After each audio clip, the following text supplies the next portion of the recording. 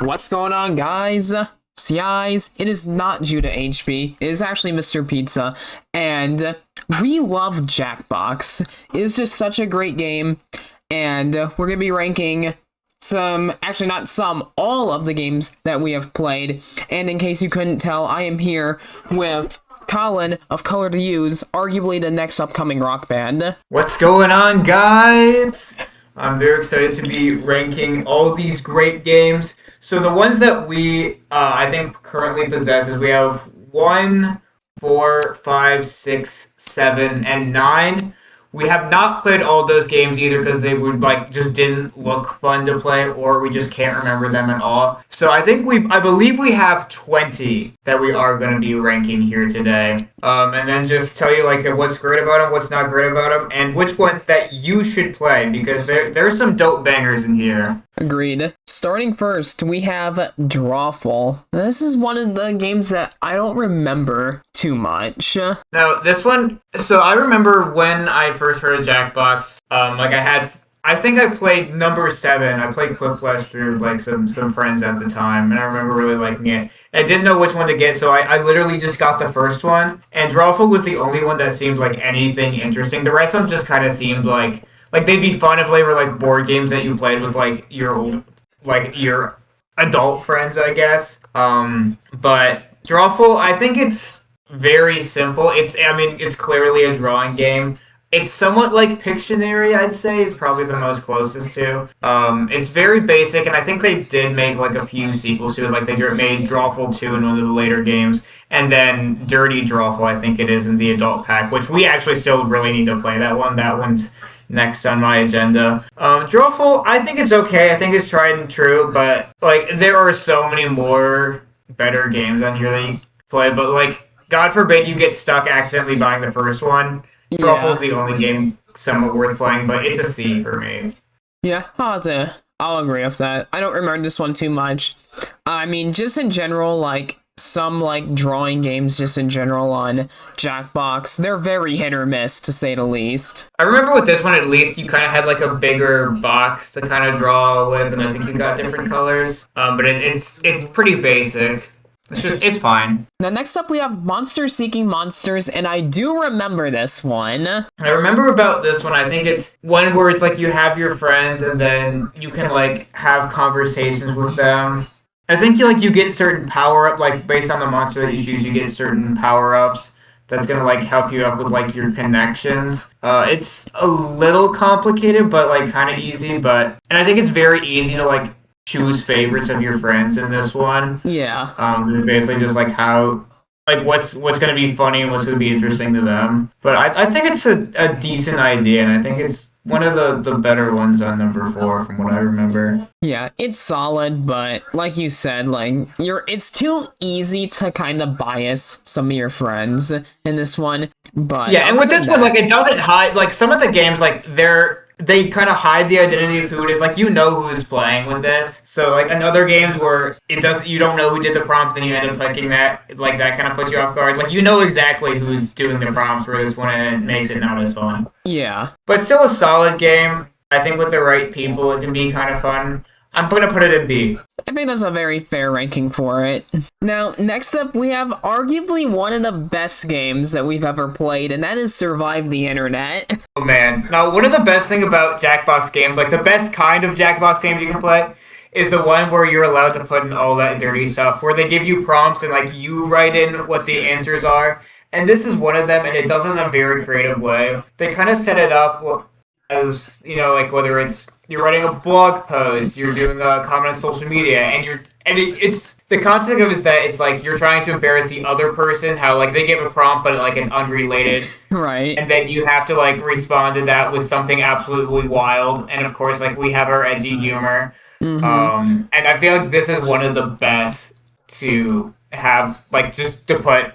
You win by just being the edgiest or just being the funniest, at least. And then, because the rounds are always different, I feel because they have a select few different kind of mini game prompts that they do. But they all kind of have just the same idea of embarrassing and roasting and just being edgy and all that with your friends. Yeah. I think they do reveal who wrote what, but I think it still works out. Well, actually, I don't know if that's true. It showed who wrote like the original prompt, but not who wrote the response, and the person who wrote the response is the one who gets the most points. Yeah, it's just done in such a clever way, especially with the prompts. It just makes it a ton of fun. Yeah, this one I think anytime you play number four, this is really our go-to game, and none of them really top it. And I argue that this is probably one of the best ones. I can't think of many other ones where we've just been like howling due to the answers that we've given. Yeah, to some we've of given these. like it has some. We've had so many fun memories with this one. Yeah, I think this one's probably like the edgiest, or like gives you the option to be the edgiest, and it's creative, it's funny, and I see no reason not to put this in S. It's an easy S tier, and if you don't agree with that, fuck you. Exactly. But next up we have bracketeering, which is funny because it's cut off as racketeering here. This one's okay. I mean, it has a little bit of potential to be a bit edgy, bit funny, but I feel like it's lacking in a lot of areas myself. I think the absolute best way to play this, which we've never been close to be able to do, is that you can play this with a lot of people. I think you can actually play this with like 16 people or something like that. The thing is, this is one of the only games where like if you have like a huge audience, you can do it. Right. I think we've only played with maybe 8 at like the very highest. Which is like a good number for this game. Of course you get the option to like put your answer in the prompt. They're usually like 1 or 2 words, and it's just kind of the classic like brackets of like which one of these is better. In a lot of cases, like which one is funnier, depending on most of the prompts. But sometimes in the later rounds, they kind of switch up. Like you would give your answer for a prompt, but then they change the prompt after you've given your answer, and that can be kind of like a switch up. Right. And like the whole way you win is like, they have like the live thing where your friends are like voting on which one you can switch in between, or you can do like button mash and then it gets more. The button mashing it's pretty fun. You could definitely cheat I with don't- an auto clicker if you wanted to. Yeah, I mean, I think this one has potential. I think there's other ways to play this game that we haven't due to the amount of people that we played. But I like it. I put it in B. Yeah. Good B tier for it. It's good. If you get a lot of people, it's gonna be a lot better. Mm-hmm. Now, next up is, I'll say it might be the best game out of any game on Jackbox. All of them. Yeah. And that's Split the Room. Oh yeah, before we even go, just throw it right up there in S tier. This is the best Yes, Jackbox S game. tier. And we're gonna tell you why. So it's kind of similar to another game that's on this list called Quiplash, but like we're gonna kind of spoil Quiplash a little bit. Like to win Quiplash is like, it's kind of like to survive the internet. Like whoever has like the most funny, edgy answer is usually the one that wins. But Split the Room, you don't even really have to be like super funny or witty or edgy in order to win this. How you win this is literally by not getting the most amount of points. But by splitting the vote on who's like for your answer or who's against it. It's all about, it's not, like you said, not really about being as funny or edgy anything. It's mostly about being clever. You can be funny and edgy, but if you're clever with it, that's going to give you a big boost. Because we've had friends that have given just like dog shit answers, but somehow like they've gotten us to split the room on it. Yeah. Like not all of us are gonna like be for or against it. Because Right. you have to be smart for this one. Like you can play Survive the Internet Quiplash and just put like stupid edgy answers and then win if your friends are dumb enough. For Split the Room, you Yeah. actually need some strategy with it. And then the prompts are also like extremely long, and they're thinkers. And I remember like we just played this one recently. Like we gotta have to like communicate like what does this mean. It is really fun to think about, really fun to like put in there. And then when you get super splits, I mean it's the best. And then the final round is when they have like their answer and then your answer, and then you split between their answer and yours. And of course the goal is still to split. So it's the best one. I'd recommend it to anyone. Yeah, it's great. I mean, I'd recommend getting number 5 just for this game. yeah, like and that's probably gonna be a big track record with a lot of these games. Like, really, like just one game can be the selling point of the entire Jackbox for whatever one that might be. Right. Now, next up is Mad vs. City, and the entire goal of this game, you have to make a better rap.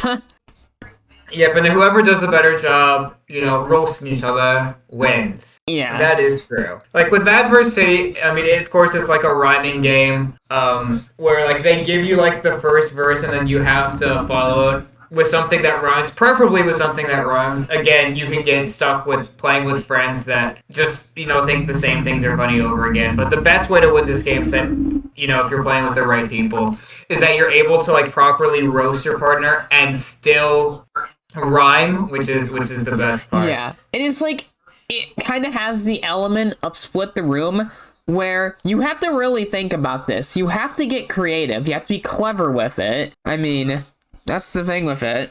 Yeah, and it's one of those where you can write and you can still be edgy, but like still. It's still mostly based on being clever and like actually playing it properly. I mean, depending on who you're playing with. Right. It's like the prompts, like it's gonna, because it will tell you like, okay, you have to rhyme with a noun or adjective or something like that. It's very specific with how you gotta rhyme with it, and that can either work in favor of your humor or work completely against it. Oh yeah, I forgot. Once they give you like the first part of the verse, they do give you like a noun or something. And like that's kind of an area to be kind of like funny, but then you have to make sure that you give yourself something that can be rhymed with, or else you're just screwing yourself over. Yeah. It's also very funny whenever you get like the safety quit when you don't put yours in time. Like it basically just sabotages you. I think that's really funny because some of the other ones, when like you run out of time, like they still give you like a fine answer. Like split the room. There's been times where like we've actually run out of time, and then like the person who runs out of time gets a random one, and then they actually end up splitting the room.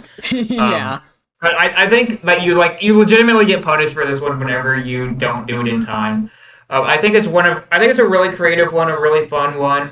I mean, it's not Survive the Internet or Split the Room, and like there is some like thinking involved in this one. But I think it's a solid A. I would say too. I have to agree. Like it's our first A tier here, but it makes sense. I mean, like you said, it's not up there with Survive the Internet, Split the Room, but it's still really good, and I think if you get enough people, it makes it even more fun. Right, and next up, we have another game. I think this is the third game from number 5 that we played, and this one is Patently Stupid. Another game here that I just don't remember too much. It must have been a long time since we last played it. Yeah, I can refresh your mind on this one. So this is it's part drawing, part kind of like scripting and like part writing on. So like the idea of this one is that like you're trying to sell a product. And I think this is one of those where you actually work with a partner, or later in the rounds you end up like I think I remember a bit with a partner. There's like the writing part where like you're trying to sell your product. And then the second one is like you're drawing it, and then I kind of forget what the last one was. But I think the bottom line of this one is it's a good combination of like drawing, of writing prompts, writing stuff like that. Right. And I think it's fine. I'm somewhere between C and B on this one. Is this ringing any bells, this game, for you? A little bit. I'd say like personally, I'd say B tier. At least in my opinion. I was going to say B. Because it gives better than Drawful. Yeah, I do think it's better than Drawful because it's definitely more than Drawful, but then it just kind of, again, falls into the kind of like loop of like drawing, doing prompts, and then... And like it gives you the option to be funny and edgy, but not as much as some of the other ones. It's fine, and it almost feels like there's too much steps at times. But it's like if you get really tired of Mad for City and Split the Room, like hey, you still have Patently Stupid to play if you really want to. Right. Now, next up we have Trivia Murder Party. I think I remember this one a tiny bit, but again, it's been a while since we've played this one. So this is the only one on the list I can remember that is not like a creative game, like at all. I know it's Trivia Murder Party 2. I think the first one is in 2 or 3. But if you've played 2, you've played the first one. Any of these that are sequels basically just means they have like different prompts or just like different dialogue and stuff, but it's still like the same concept. Trivia Murder Party is the only one where there's like no creative input, where it's like you literally answer the questions, but like if you get it wrong, you go into like I just played this with Big Nasty like yesterday because this is one of the only ones you can play with 2 people, which is kind of fun. So at least there's that. But yeah, it's like answer the questions, and then you get like kind of the fun rooms where I think there's like a Plinko, there's like a different puzzle that you have to do. There's one where like they give you the presents, you have to pick certain ones. It's kind of like wacky and everything, and I think it's decent as far as a game that doesn't have you put any input. And the only time that I think you should play this one is let's say you're playing with a group of people that are like not creative at all and are just not funny, but you still want to have a good time with it because like you still have like the fun and shock factor of like the actual game, which I think that makes it decent. Because I think where it lacks, and having any like creative input or anything. It kind of makes up and still being like kind of fun and quirky. But I mean, it doesn't make for any moments that are with any of the higher ups, I'd say. Right. And it's just one that I don't remember hardly anything about it. And I mean, I guess that's probably saying something. Like, if I don't remember a game none too well, it probably wasn't the greatest game to begin with.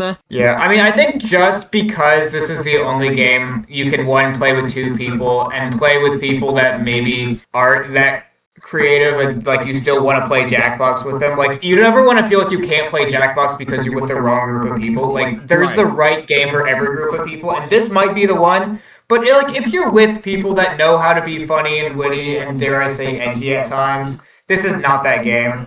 But because I appreciate what it is, I think it's going to be. Yeah. I think that's probably a fair place for it. Now, next up is a game that we've been playing a lot of recently, and that's Role Models.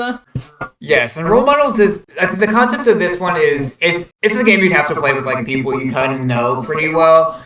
Where the whole point is just like how would you classify your friends into like different like seasons or different foods or like different movie sayings and things like that. And some of them are very funny and very quirky as like where you can classify them as such.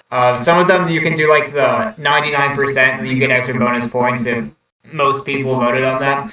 And there's some room for like putting in prompts whenever like you split with someone and just like you put in the prompt that would like makes most sense for you to have that role. But I think this one is really, really, really fun. Yeah, I'd say it's pretty solid. It's a little on the slower pace for my liking, but it's still a pretty solid game, and there's definitely room to be funny. Because you do get moments where you actually do get to, like, type out an answer, and like, others can vote on it. So there's a bit of an opportunity to be funny and more edgy. This one's fun for being one of those that doesn't entirely rely on that and still be fun. And again, like the one downside is like you really have to know the people that I mean, but maybe you can apply that to most of these games. And it is one of the slower. But I remember you didn't like this one at first, and then I think we kept playing it with like our other friends, and then we kind of got you to like it. Yeah, I think it's like it had to grow on me. I feel like it's just one of those games where like it needs to have like a good first impression for me to like it, because sometimes games can be limiting, but I think like once I think it might have been this game, it might have been another game, but like once I kind of understand how it works, it wasn't so bad if it became pretty fun. Yeah, I think I put it in A tier. This is one of my go-tos for number 6. I think this one might be my favorite or one of my favorites from number 6. Judging, I think the next 3 are also from 6. Right. Now, next up, we got Pictionary. It's not Pictionary, it's Dictionarium. Well, it's all cut off. I thought, oh well, it's fine. Yeah, this one's Dictionarium. This was one we only played a few times. What I like about this one is that it's extremely fast-paced. Like, I think this one might be the most fast-paced one. And if I can remember, I think it's like they give you like a made-up word, and then you like kind of have to like make up that word and then like kind of vote on it. I remember it being fine, and it's a little bit of a filler, and I don't know if I want to put it in C or B. I'm leaning more towards B because I remember having fun with it. Yeah, I think we've played this one a few times where it's been pretty fun. Yeah, this one is still like one that's like worth playing. If it's worth playing, I'd put it in B. So I'm gonna put that one in B. Not too much to say about it, but like it makes for some really quick rounds, and I mean it keeps your attention. I think it's all right. Right. Now, next up, we have another classic one that is really, really good, and that is Joke Boat. Yes, I think this one's probably most comparable to Mad vs. City about how, like, well, here they set you up for a joke instead of a rap verse. And I like that this one, it starts out on a creative thing where they give you, like, a full minute to just write as many, like, nouns and adjectives and verbs and stuff like that. And if you're with the right group of people, you can get some edgy ones in there, and that sets up for the best jokes. So if you're with the right group of people, you can get some like killer setups for that, and then you can just have some killer punchlines as well. Right. So this is one of them that I think we've also had some of like where we've just been howling over some of these answers that we've given. Another thing about Joke Boat that I really like is like even like at the beginning where it's telling you like to put in stuff like a noun or whatever. It's not very strict, though, so, like, it might tell you, hey, you gotta put in a verb. You can put in whatever you want, which is great because you can set up literally everyone and not follow like what the prompt is supposed to be. Just type in anything, and that can really set you up for a lot of funny and edgy stuff happening, which just gets everyone going. Yeah, another good thing I really like about this is that like the first two rounds are the same, where they just kind of give you is like then you get the setup that somebody else has written, and then you tell the joke, and then you get like the most votes from that. But then I think the third round is when there's a joke that was already told, but you give a different punchline, and then you vote on whether the original punchline, or the punchline that you gave to that joke was better. So that kind of switches it up as well. Yeah. The last round is the only round where you really gotta be creative, and you really gotta select one if you think you can actually make it better.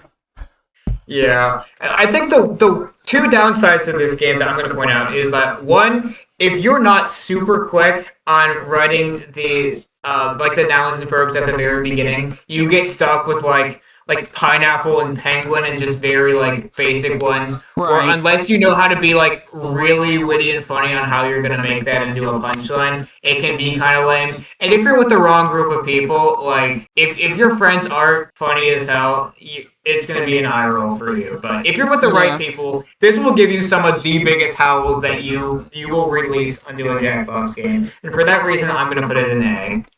It's really good. It's not quite S tier because it has its flaws, but it's still amazing.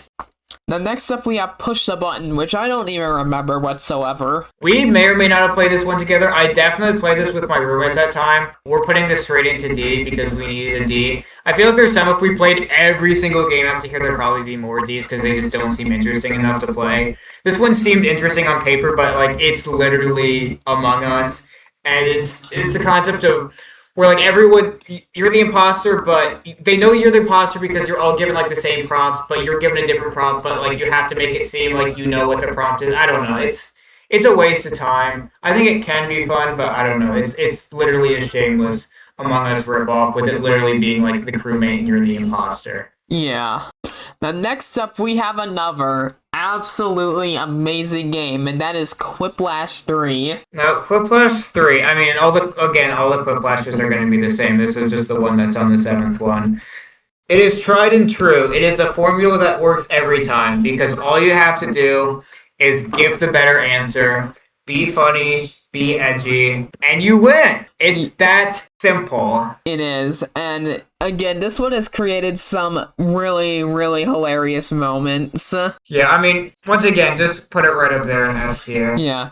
It's an easy S tier. The only downside is, again, you kind of have to be in a group with the right people, or at least be in a group with people where most people at least understand your humor to an extent, because otherwise, I mean, you're not going to do very good. Yeah, I've played this with certain people where I didn't really understand their humor, but I think still the simplicity of it is, yeah, it's like you can kind of work your way around it.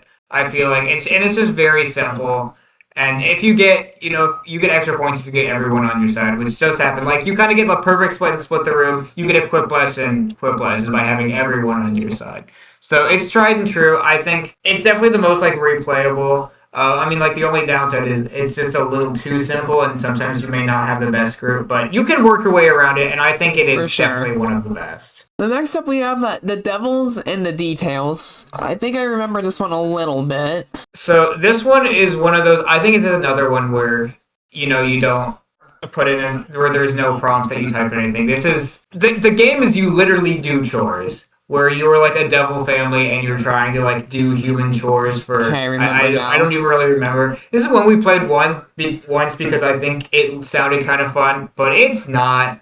It's really good. not. It's gonna be either C or D, and I'd probably do D tier. It's just not. D, you said? I think D would be more fitting for it. I just don't think it's that good. Like, the only, like, plus sides is, like, it looks kind of charming, and, like, I guess kind of the hecticness of it can be kind of fun, but you get the exact same game every time, Right. And it's literally just doing chores. I mean, I guess, like, there's some charm to it, but you have all these games where you can just do so much more fun and witty and fun things. Why would you just play this single objective game? You know what I mean? Right. I think D tier is pretty fitting for it. I mean, if it had like, I don't know, if it had more going for it, it might have been better. Right. Now, next up, we got Champed Up. Now, this, in my opinion, is one of the few drawing games that is actually really, really good. Yeah, I think this is the. I mean, other than I think like TKO from number 3, which I've played with like my roommates at the time.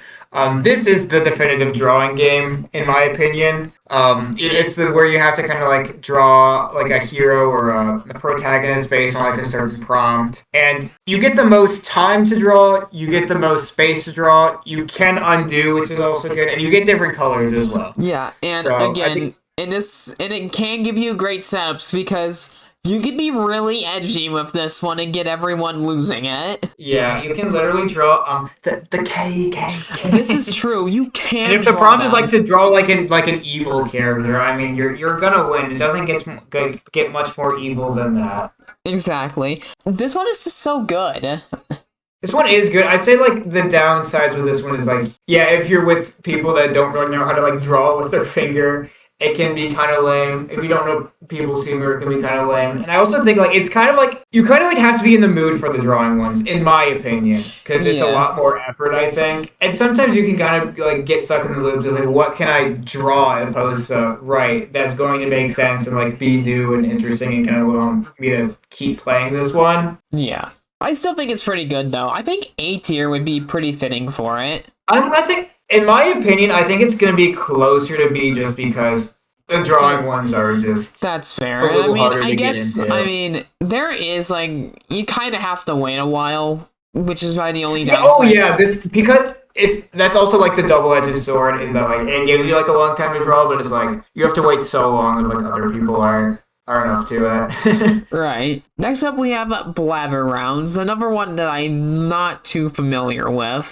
This is one that I feel like we might have either played on accident or played because like we thought it sounded kind of interesting. I mean, it's kind of like a word game, but like there's not a lot of room for, writing in prompts or too much.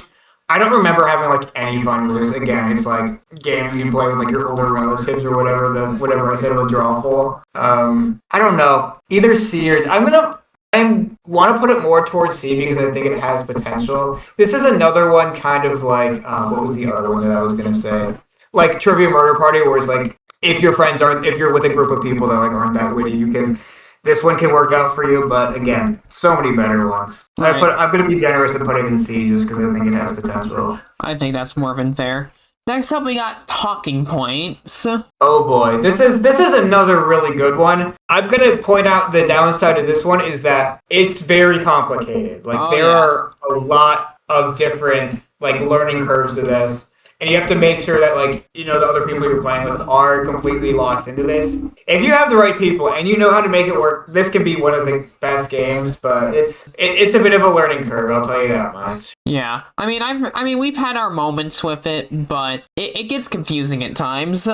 Yeah, and describe this one because I think we didn't do that immediately. It's where you're trying to like sell like an idea.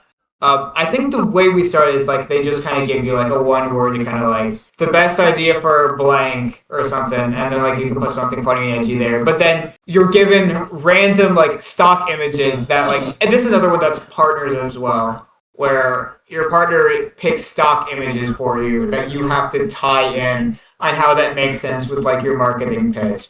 Which can be kind of funny because like they do kind of give you like random things and like you kind of have to be clever and witty on how you're going to tie that in. It's a good one. Yeah. I mean, I feel like A tier might be fitting for it. I mean, it has a steep learning curve, but once you kind of pick up on it, it can be a ton of fun. Yeah, it's like kind of teetering in between like A and B. I think it's more A just because once you get it down, and you have people that are locked in, it can be a really good time, so I'd put it in A.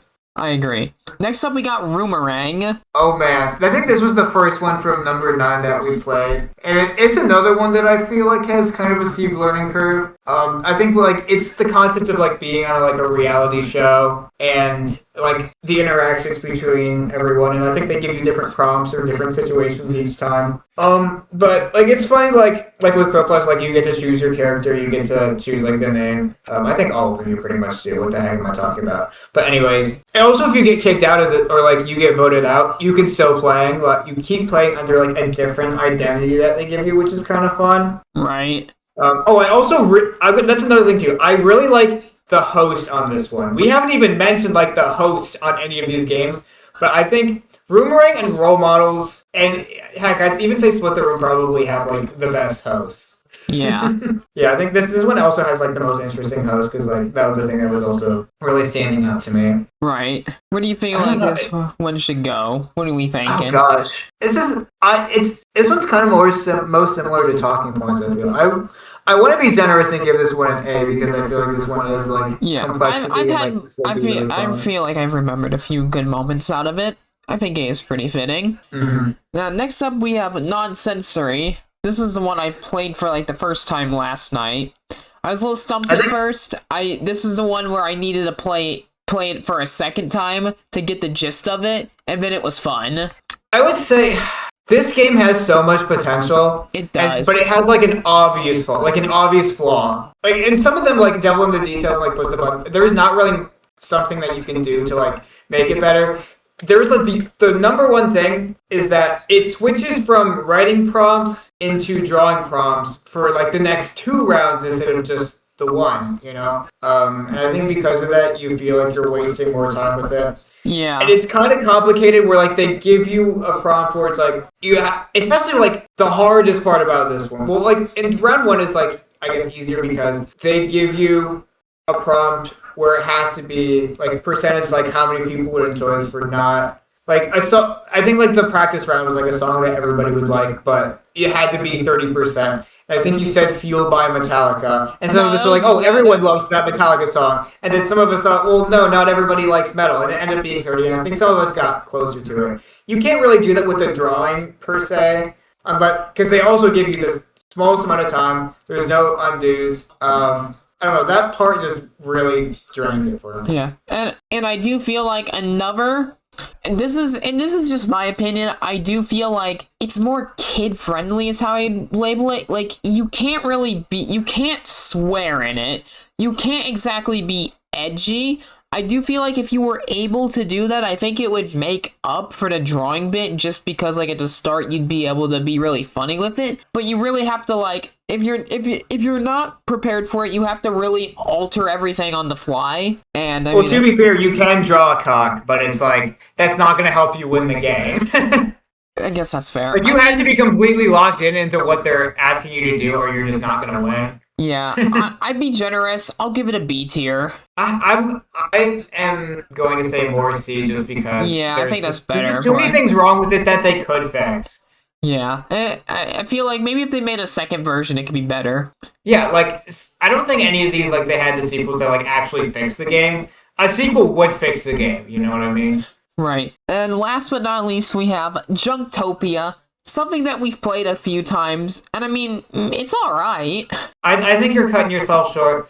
I think this is the best one off of number 9. Because again, it kind of gives you what's like the ones we see kind of in S tier where you're able to like put all that dirty stuff in. It's like when they give you just like a random item. This level there'd be like a plunger, like a snow globe or something, and then you have to put the name of it and the backstory behind it. And if like you're clever, you can have like some really fun, like we talk about like Nikocato's dildos and stuff like that. Right. But yeah, I don't know. This to me is the best one from 9, and I'll put it into A tier, and I'll let you give any other additional comments about this one. Yeah, on second thought, yeah, I could see it being A tier for sure. It has the potential to be really great. Mm-hmm. It's good. I think 9 is probably good ones. But I think, you know, with Boomerang and Junktopia, it's really good. Right.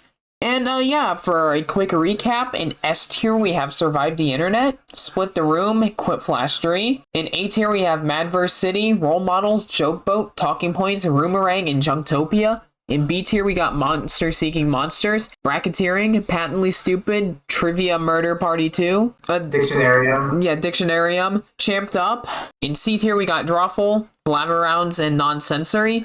And in D tier we have Push the Button and The Devils and the Details. That is correct. And these are all Jackbox games that we have played so far. Comment down below if there is another party pack that we need to get. If there's a game in 1, 4, 5, 6, 7, or 9 that we need to play that is one of the best. We are planning to get the adult pack. That one's on my agenda. But I think Jackbox is. I mean, it's just so much fun. It is. And there's just so many good creative games that I mean are really, really, really good. Yeah, I think the only last thing I'd say about Jackbox in general as a whole, regardless of which one you play, I do feel like sometimes you do have to be in the mood to play it. But other than that, you know, great series of games. Some of them are hit or miss, but that's the case with any game that has sequel after sequel after sequel. Right. Well, I think Jackbox just kind of, I mean, they just kind of mastered the art of like just having like fun party games that you can buy on Steam or Epic Games and have different ideas. And a lot of them don't repeat and some of them do. And I think they've just really figured it out. And I think, especially with, I think number 11 came out and then they also have the Dirty Pack. I think they're going in the right direction, so I'm excited to see what's more from them. And yeah, with all that being said, this will be wrapping up for the video. And Colin, do you have anything to say before we end off? Reese's Pieces. See you in the next one.